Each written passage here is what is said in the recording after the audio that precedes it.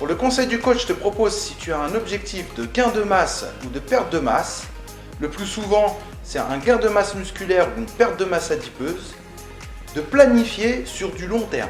Les changements de cadencier, qu'elles soient alimentaires ou de l'ordre de l'activité physique, quand ceux-ci sont brutaux, peuvent provoquer des désagréments.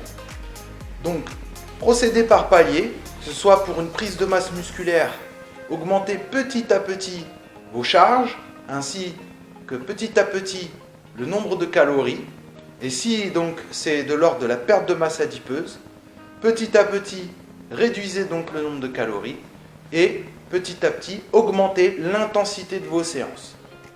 Pour le repos, ça sera toujours un repos complet la nuit, ainsi qu'éventuellement donc des siestes. Une image simple, l'ascension d'une montagne ou une plongée sous-marine. Donc pour l'ascension, on va monter progressivement. Plus on va monter en altitude, plus il y a des désagréments. Ainsi que la descente va se faire aussi progressivement. Pareil pour une plongée sous-marine. La descente va se faire progressivement et la remontée par palier. Pour le conseil du coach, je vais te donner quelques astuces que tu peux adapter suivant ton régime alimentaire. Donc suivant ton objectif, tu peux donc adapter ton alimentation à l'entraînement. Là, je vais te parler donc de la cannelle, du citron, du thé vert, du gingembre. Donc je te laisse aller par toi-même voir donc les bienfaits de ces 4 astuces. Survol rapide, la cannelle, régulateur de glycémie, surtout si tu es en régime hypocalorique.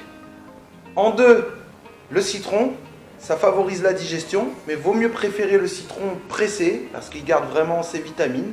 En 3, le thé vert, qui est diurétique, à éviter peut-être de boire à partir d'une certaine heure parce qu'il y a de la théine, qui est un stimulant. En 4, le gingembre, qui stimule le système immunitaire. Pour le conseil du coach, je te propose une séance d'oxygénation, principalement en forêt, en altitude, en montagne, ou proche de la mer. Tu pourras bénéficier comme ça des avantages de l'iode, la chlorophylle et de l'altitude. Pour le conseil du coach, aujourd'hui, je te propose de te lester lors de tes séances de sport de combat. Donc tu as des poids que tu peux ajouter dans les cordes à sauter, ce qui va amplifier les tensions au niveau de tes épaules et augmenter donc le renfort musculaire. Tu as des plastrons, pareil, et des lestes de poignets et de chevilles, ce qui va augmenter vraiment la difficulté de ta séance. Le conseil du coach, donc la récupération. Ok, qu'elle soit totale ou partielle, qu'elle soit active, passive. Donc la récupération, c'est aussi important que l'action. Pourquoi ? Parce que ça te permet de te régénérer tout simplement pour justement après poser tes actions. Donc dans le sport, elle est active ou passive. C'est-à-dire, tu peux faire 2 minutes de récupération totale où tu souffles, tu t'hydrates, tu bois un peu, tu récupères totalement. Ou soit elle peut être active, c'est-à-dire tu peux faire un léger stretching ou un mouvement de sport beaucoup moins intense, un mouvement tranquille. Voilà. Donc récupération totale la nuit, bien dormir, des siestes éventuellement.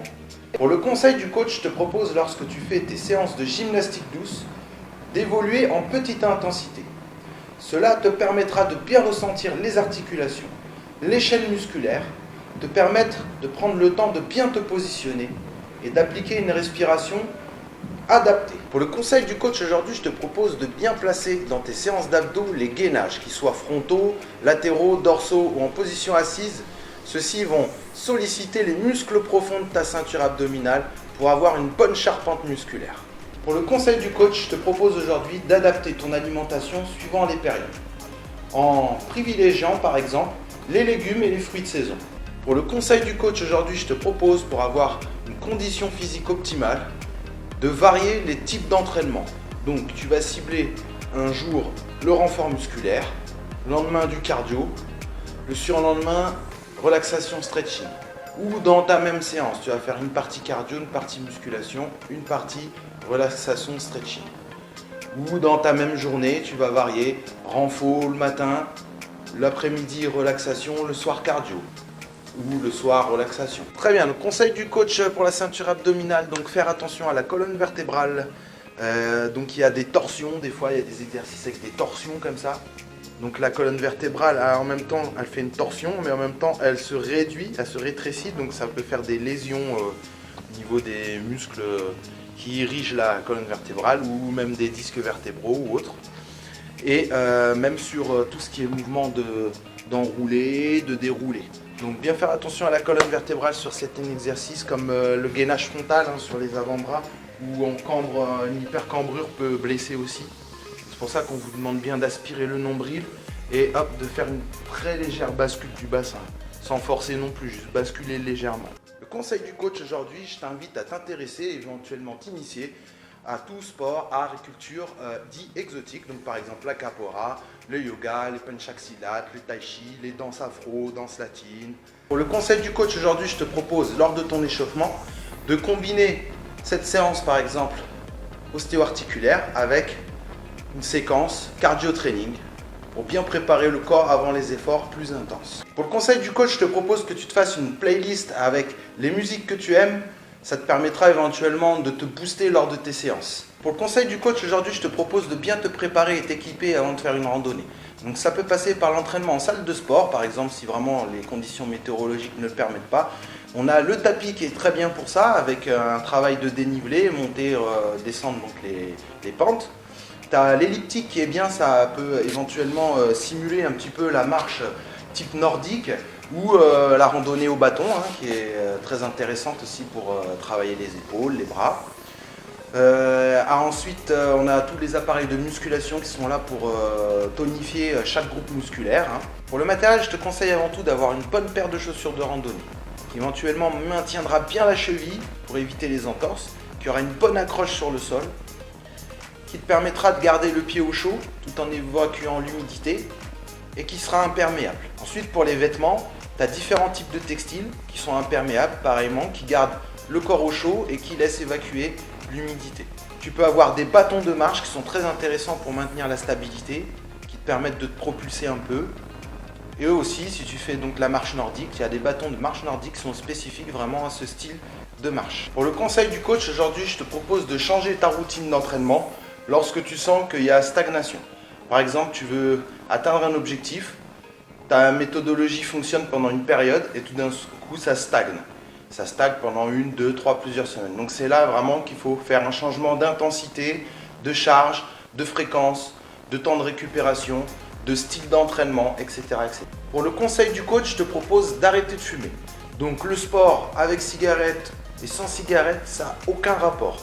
Donc tu vas augmenter considérablement ton endurance, ta force, ta récupération, etc., etc. Conseil du coach, je te propose donc d'aller voir les professionnels du sport et de la santé avant de faire une reprise sportive ou si vraiment c'est tout nouveau pour toi. Par exemple un bilan santé avec ton médecin traitant ou un bilan forme avec ton coach sportif.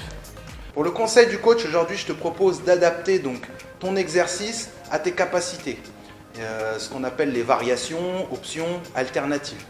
Exemple, si tu n'arrives pas à faire des pompes directement au sol, tu peux commencer avec un mur. Ok, donc je pose les mains sur le mur, j'éloigne les pieds, les mains à hauteur des épaules, hop, et je viens pencher et remonter. Ensuite, quand j'arrive à faire cet exercice-là, je vais passer au sol et je vais poser les genoux et je vais peu descendre, ok, je descends peu. Ensuite, j'y arrive bien, hop, je descends complètement. Ok, après j'y arrive encore mieux, je lève les genoux, je fais la pompe complète. Ainsi de suite, pompe claquée, etc.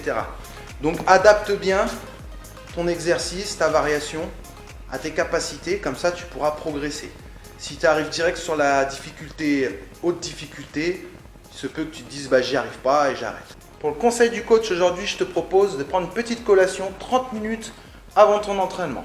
Quel que soit ton objectif, même un objectif minceur. Donc petite collation bien sûr. Ce qui t'évitera effectivement de faire un entraînement en ayant cette sensation d'avoir un estomac rempli. Ça va être un bonus d'énergie pour ta séance. Si tu as un objectif d'amincissement, tu peux très bien te dire que tu vas stocker. Et non. Il faut éviter justement de sauter des repas. Éviter l'entraînement intense quand tu n'as pas l'habitude et surtout intense si tu es à jeun. Ce qui donne souvent les hypoglycémies dans les cours collectifs du matin ou du soir. Par exemple, à 20 h, tu manges très léger, une soupe, une salade. Le matin, tu sautes le repas. À 10 h, tu fais du travail en haute intensité. C'est là que les désagréments peuvent se produire.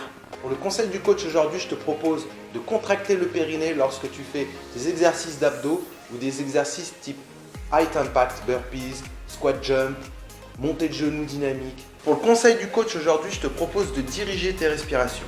Donc par exemple, quand tu as le buste en ouverture comme ça, inspire par le thorax et expire par le ventre. Quand tu as le dos rond comme ça, inspire par le dos, expire par le ventre. Quand tu es en ouverture ici sur les côtés, inspire par les côtes, expire par le ventre. Et la respiration ventrale, inspire, gonfle le ventre, expiration, creuse le ventre. Pour le conseil du coach aujourd'hui, je te propose de bien adapter ton matériel suivant plusieurs paramètres, entre autres ta morphologie, tes besoins, ton activité sportive. Par exemple, une paire de chaussures que tu vas utiliser pour pratiquer le tennis n'aura pas les mêmes propriétés que celles que tu vas utiliser pour faire un footing quotidien ou pour faire de la boxe ou pour faire du fitness. Voilà. Donc bien adapter ton matériel à tes besoins. Pour le conseil du coach aujourd'hui, je te propose, si tu souhaites atteindre un objectif, de prendre des indices de progression dès le départ. Par exemple, la fréquence cardiaque pour le travail du cardio training, le poids sur un pèse-personne ou l'impédance avec donc la masse adipeuse osseuse, musculaire et hydrique. Ça peut être le mètre ruban avec les mensurations sur le corps, un vêtement. Ça peut être par exemple si c'est un saut en longueur, la distance maximale que tu peux sauter le premier jour. Les calories, les macronutriments, lipides, protéines et glucides, ainsi de suite. Ok, pour le conseil du coach aujourd'hui, c'est bien utiliser tes jambes quand tu soulèves des charges qui sont au sol au quotidien. Exemple, là il y a un poids, donc j'ouvre mes appuis, je viens descendre sur les jambes, je saisis ici le poids et je viens pousser sur les jambes pour remonter. Donc j'ai très peu sollicité du coup les lombaires.